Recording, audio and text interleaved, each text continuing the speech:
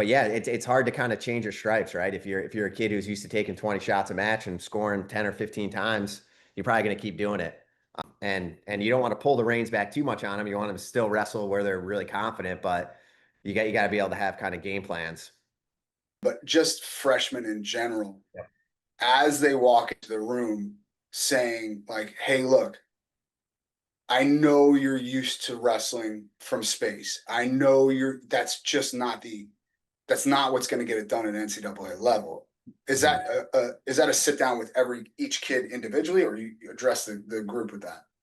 It's both. We address the whole group. We spend pretty much most of the preseason just working on the hand fighting skills. We spent a ton of time this summer with our RTC workouts working on that hand fighting because that's going to translate both to freestyle and folk style. Like if you can get a guy's hands to the mat in freestyle, you're gonna be able to get his hands to the mat in folk style, right?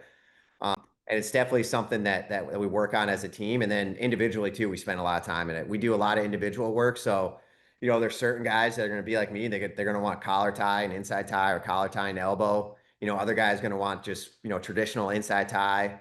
So we don't try to kind of pigeonhole the hand fight, but we're like, all right, you got to figure out where you're going to be able to sustain this hand fight, and whether that's clearing ties, getting back inside, whether that's off elbow ties, whether that's off collar tie, turning his ears, but kind of trying to develop your own system. And that's something we do, I think, really well here is each guy up and down our lineup pretty much wrestles very differently.